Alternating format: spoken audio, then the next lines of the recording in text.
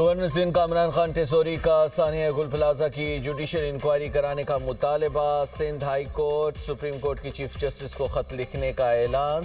Press conference میں کامران خان ٹیسوری نے کہا کہ لوگ پوچھ رہے ہیں کہ گل پلازہ میں آگ لگنے کے واقعے کا ذمہ دار کون ہے۔ ثانیہ گل پلازہ کے ذمہ داروں کا تعین کیا جائے۔ ملبہ کسی پر ڈال کر سرخرو ہونے کی کوشش کی جا رہی ہے۔ لواحقین لاشیں لینے بیٹھے ہیں۔ یہاں سیاست اور سازش ہو رہی ہے۔ کوئی سیاست کرے گا تو سب کچا چٹھا کھول دوں گا۔ جس کا باپ شہید ہو گیا اس پر لاٹھی چارج کیوں کیا گیا؟ سیاست کرنے والوں، کراچی کے لوگوں کے دلوں میں نفرت آ چکی ہے۔ بے حسی کی انتہا کسی کے کان پر جوں نہیں رینگی۔ چیف منسٹر صاحب ذمہ داروں کا تعین کر کے سزا دی جائے۔ فیلڈ مارشل سید عاصم منیر سے کہوں گا کراچی آپ کا منتظر ہے۔ آپ بھی دیکھیں کہ کیس نے زیادتی کی ہے اور گورنر سندھ کا جاں بحق افراد کے لواحقین کو۔ امریکی صدر کا غزہ بورڈ حقیقت بن گیا۔ پاکستان سمیت 19 ممالک کے سربراہان کے مسودے پر دستخط۔ وزیراعظم شہباز شریف نے امریکی صدر کے غزہ بورڈ آف پیس کے چارٹر پر دستخط کر دیے۔ وزیراعظم شہباز شریف اور امریکی صدر کے درمیان خوشگوار گفتگو۔ ٹرمپ کا دستخط کرنے پر وزیراعظم شہباز شریف سے اظہار تشکر۔ سعودی عرب، ترکی، قطر، کوسوو، پیراگوئے نے بھی غزہ بورڈ آف پیس کے چارٹر پر دستخط کیے۔ دستخط کرنے والے دیگر ممالک میں UAE، Hungary, Indonesia, Mongolia, Uzbekistan, Kazakhstan, Azerbaijan, Bahrain, اردن، ارجنٹائن، مراکش، بلغاریہ اور آرمینیا شامل۔ امریکی صدر ڈونلڈ ٹرمپ نے غزہ امن بورڈ کے مسودے پر دستخط کرنے والے رہنماؤں سے فرداً مصافحہ بھی کیا۔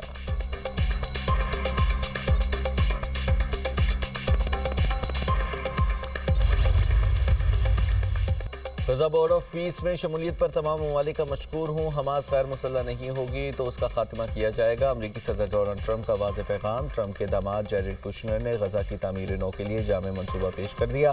جیریڈ کشنر نے غزہ کے لیے 4 مرحلوں پر مشتمل ماسٹر پلان پیش کیا۔ نئے رفح میں 1 لاکھ سے زائد مستقل رہائشی یونٹس بنانے کا منصوبہ۔ 180 سے زائد ثقافتی اور مذہبی مراکز قائم کیے جائیں گے۔ 200 سے زائد تعلیمی ادارے اور 75 سے زائد طبی مراکز بنانے کی تجویز۔ رفح کے لیے نیا ترقیاتی منصوبہ تیار ہے۔ غزہ اور مصر کے درمیان رفح بارڈر کراسنگ آئندہ ہفتے کھل جائے گی۔ نیا غزہ 2 سے 3 سال میں تعمیر ہو سکتا ہے۔ نیا غزہ امید، صنعت اور ترقی کا مرکز بن سکتا ہے۔ 2035 تک غزہ کا GDP $10 ارب سے زائد ہونے کا تخمینہ۔ منصوبے کے تحت 5 لاکھ نئی ملازمتیں پیدا ہونے کی توقع ہے۔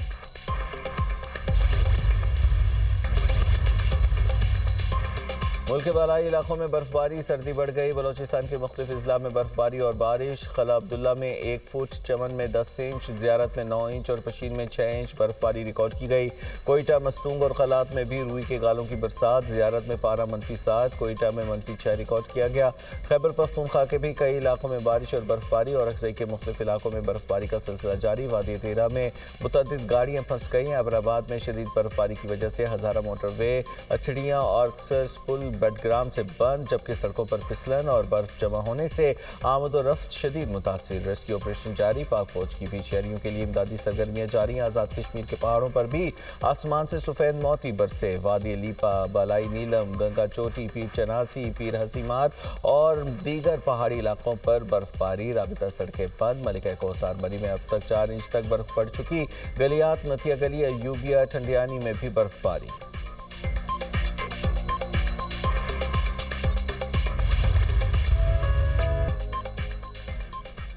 موسم کی انگڑائی۔ ملک کے کئی شہروں میں بارش، سردی کی شدت بڑھ گئی۔ کراچی سمیت سندھ کے کئی شہروں میں بادل برسے۔ حیدرآباد، لاڑکانہ، ٹھٹہ میں باران رحمت۔ لاہور سمیت پنجاب کے کئی شہروں میں بھی بارش۔ لاہور کے مختلف علاقوں میں بارش جل تھل ایک ہو گیا۔ شہر میں اوسطاً 2.8 ملی میٹر بارش ریکارڈ کی گئی۔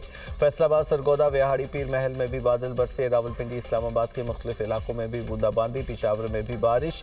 چشتیہ، بہاول نگر، شورکوٹ، خانپور، منچن آباد میں بادلوں کی اننگز۔ ہری پور میں موسلادھار بارش۔ ندی نالوں میں طغیانی۔ گلیاں، بازار تالاب کا منظر پیش کرنے لگے۔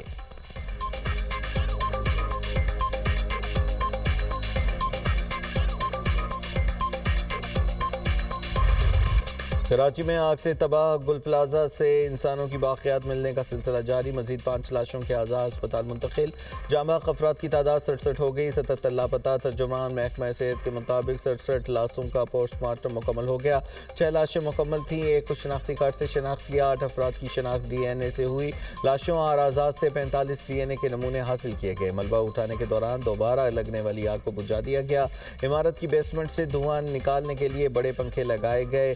سندھ بلڈنگ کنٹرول اتھارٹی اور پاکستان انجینئرنگ کونسل کا گل پلازا کا دورہ، ٹیکنیکل کمیٹی نے گل پلازے کو مفتوش قرار دے دیا، کمیٹی کی گل پلازے کو ریسکیو آپریشن کے بعد منہدم کرنے کی سفارش، گل پلازے سے متصل پلازز کا بھی معائنہ کیا گیا۔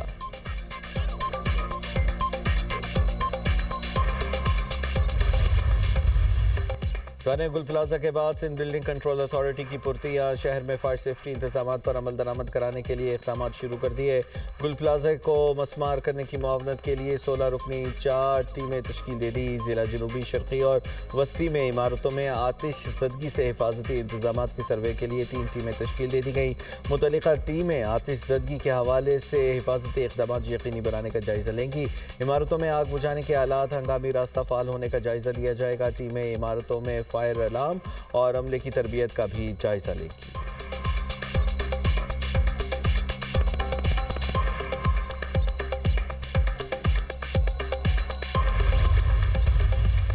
صوبہ اپنی ذمہ داری نہیں کر رہا، وفاق کو اختیار ہے انٹروین کرنے کا۔ یہاں پر روزانہ ڈیتھس ہو رہی ہیں، سانحات ہو رہے ہیں، 18 سال کم ہوتے ہیں کسی کو جج کرنے کے لیے۔ کوئی آئینی ترمیم کرنی ہے تو اس حکومت کے پاس اور یہ سارے اتحادیوں کے پاس ملا کر اتنے نمبر نہیں ہیں، اب یہاں بھی پیپلز پارٹی کی ضرورت پڑ گئی۔ اب اس چکر میں ان کو اب کھلی چھٹی ہے اس والی بات کی کہ بھئی وہ چونکہ ان کے پاس ایک بارگننگ پاور ہے، وہ کوئی قانون سازی نہیں ہونے دیں گے، اس لیے وہ سیاہ کریں سفید کریں، ان کو فی الحال 15 سالوں سے کوئی پوچھنے والا ہے نہیں۔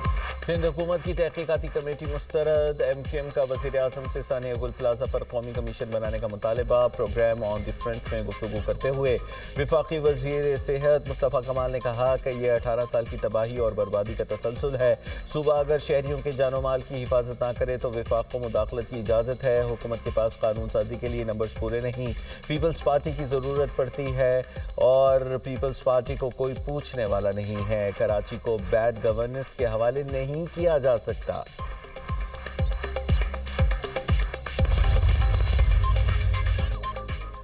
گھی سیدھی انگلی سے نہیں نکل رہا، ترمیم آ رہی ہے، خواجہ اظہار الحسن کی پیش گوئی، متحدہ رہنما نے پروگرام دنیا مہر بخاری کے ساتھ میں گفتگو کرتے ہوئے کہا 27ویں آئینی ترمیم نے مزید ترامیم کا راستہ کھول دیا، کم از کم 3 ترامیم آئیں گی، سب ٹھیک ہو جائے گا، پیپلز پارٹی نے سندھ کو برباد کر دیا، جیال قادر مندوخیل بولے، ایم کیو ایم ہر حکومت میں شراکت دار رہی، جبکہ خواجہ آصف اسمبلی میں 18ویں ترمیم پر وار کر رہے ہیں، وہ سندھ حکومت کے زخموں پر مرہم رکھنے کے بجائے نمک چھڑک رہے ہیں۔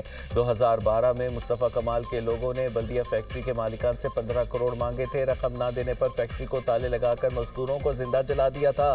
حماد صدیقی آج بھی روپوش ہے۔